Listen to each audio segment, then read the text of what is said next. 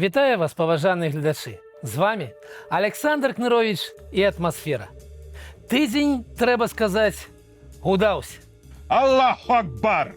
Галоўнай падзеяй сталася распачатая вайна ЗША і Ізраіль супраць дружалюбнай, партнёрскай для беларусай краіны – Ірану. Разбяром сёння, як гэта можа адбіцца на сусветнай і беларускай эканоміцы, на курсе долара і ўспомнім даволі дзіўныя паводзіны Лукашэнкі. Я выявіў, што ён не вымаўляе аднога слова. Потому что они в говне здесь. Не гэты. Прабачце, але гэта было ў эфіры дзяржаўнага тэлеканалу. З такімі словамі ў яго ўсё добра, асабліва калі ён наведвае чарговую фірму і бачыць там, гэта самае, вакол. І пра гэта таксама ў сённяшнім выпуску. А яшчэ пра новы бізнес нявесткі Лукашэнкі, пра жахлівую прадуктовую інфляцыю. Не ў Беларусі, канешне, што вы, як вы маглі падумаць, у Польшчы, калі верыць беларускаму тэлебачанню. Пагаворым, палічым, параўнаем. А на дэсерт адкажам на пытанне, якое шампанскае п'е і колькі гадзінаў спіць беларуская жанчына. Як вы думаеце? Вы здзівіцеся. Ну і рубрика Качанова будзе абавязкова, як жа без яе. Таму запарце себе кубачак гарбаты, зрабіце бутерброд і усаджвайцеся, як мага ямчэй. Гэта атмасфера.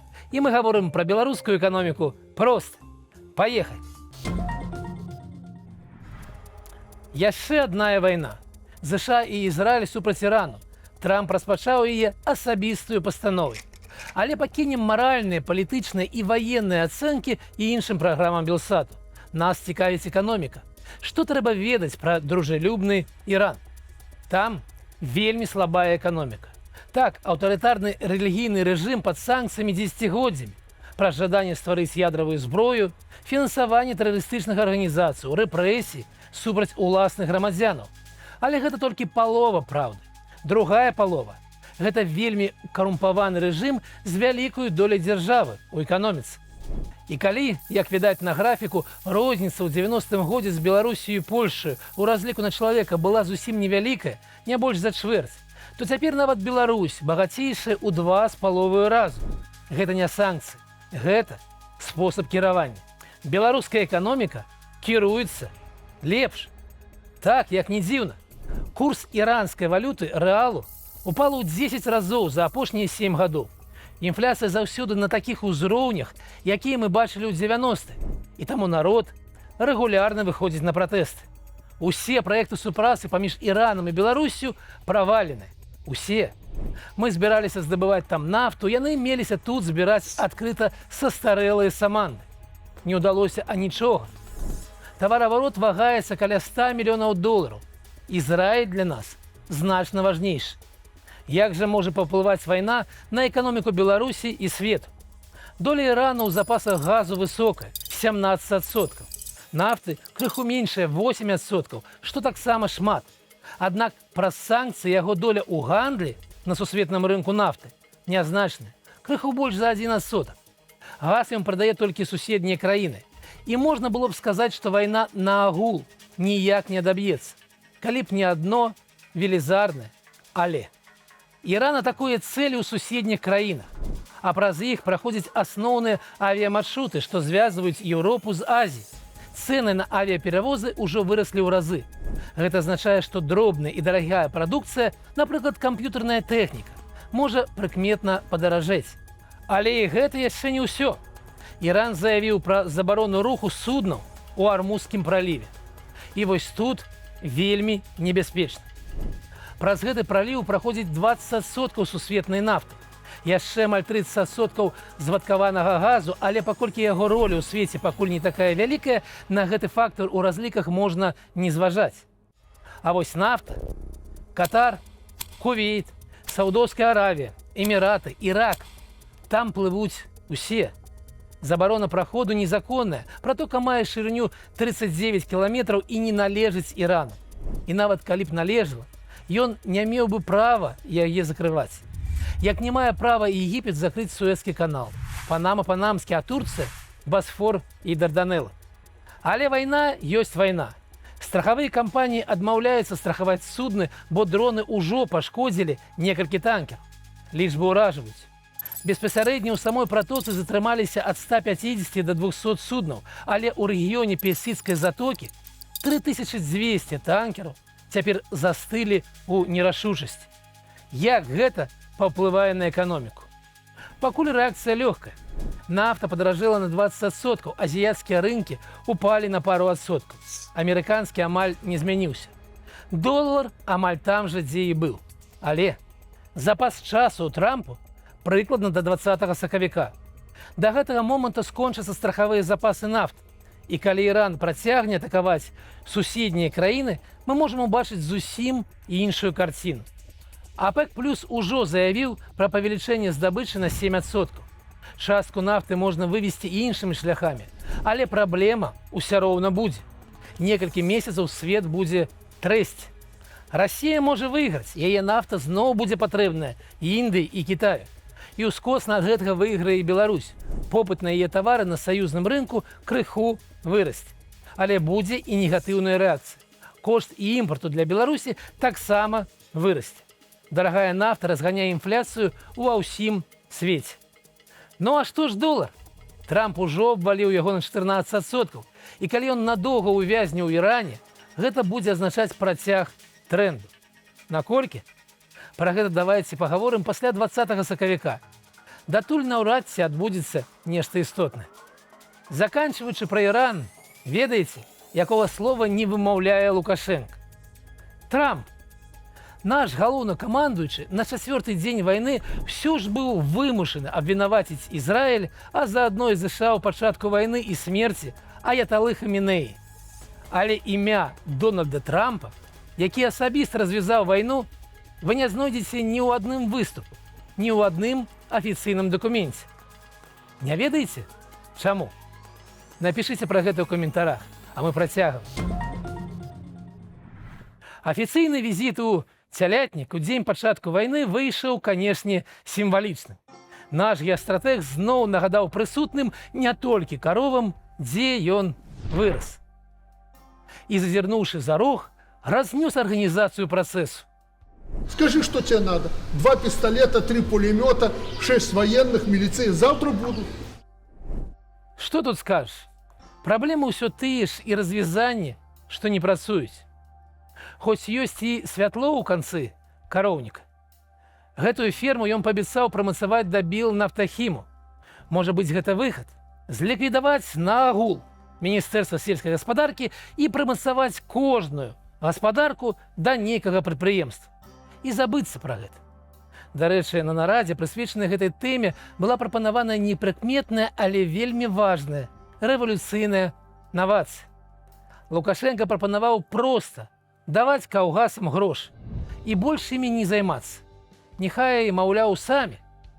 Шчыра кажучы, я цалкам падтрымліваю гэтую думку.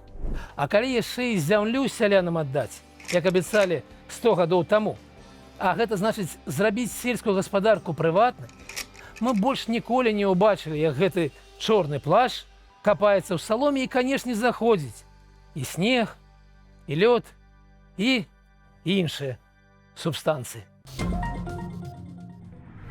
Пераходзім да іншых навінаў. Да таго, што Беларусь б'е рэкорды ў закупах у Расіі прадуктаў, мы ўжо прывыклі. На гэтым тыдні пад'ехалі звесткі наконт макарону і, правільна, кетчуп. 73 і 17 мільёнаў долараў. Паводле абодвух прадуктаў першае месца.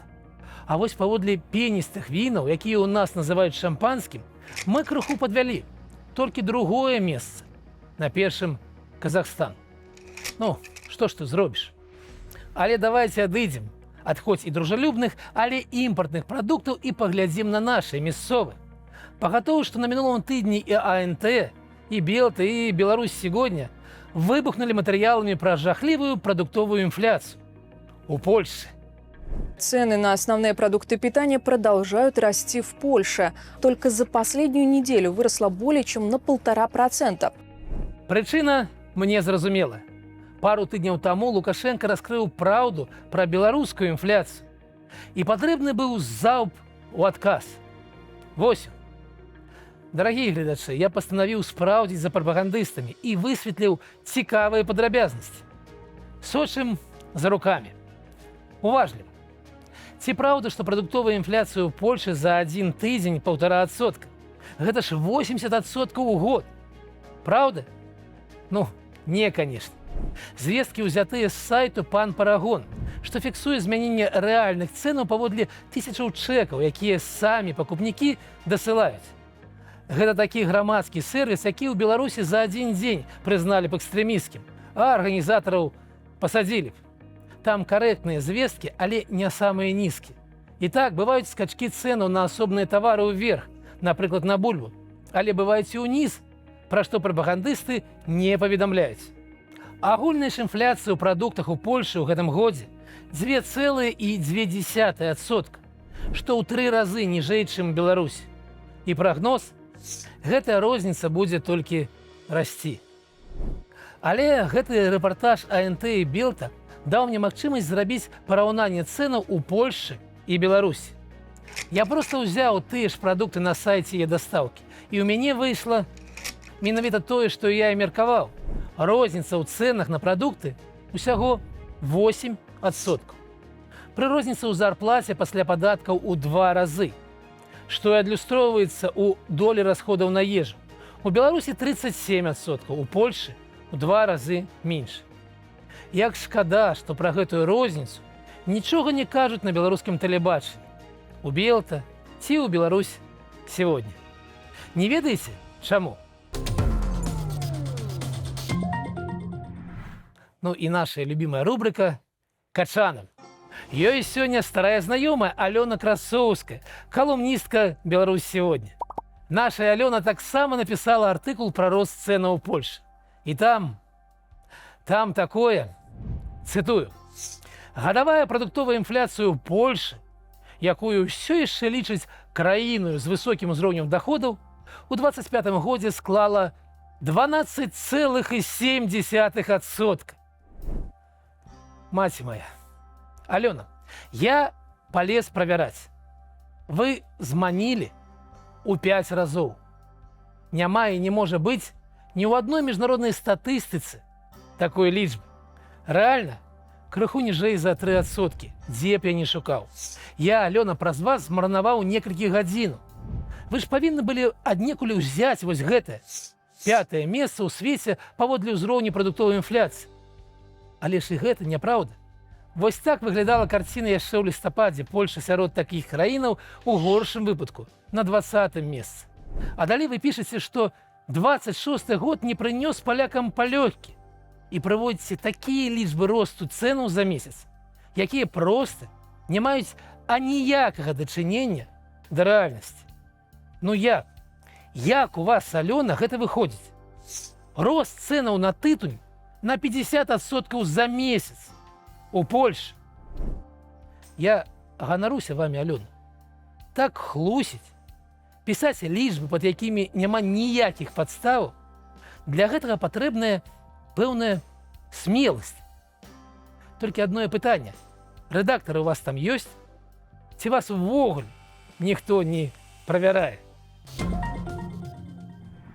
А ў Лукашэнкі новы бізнес. Не ў Александра або ў Дмітрая ці Віктара. Гэтым разам у Ганны, вядомай у народзе як аўтарка песень Ганна Ксялук. Цяпер яна ў нас сузаснавальніца кампаніі, якая пазіцыянуе сябе як найбуйнейшы аператар вонкавай рэкламы ў рэспубліцы. Пажадаем поспехаў жанчыне-прадпрымальніцы. А то ці мала што.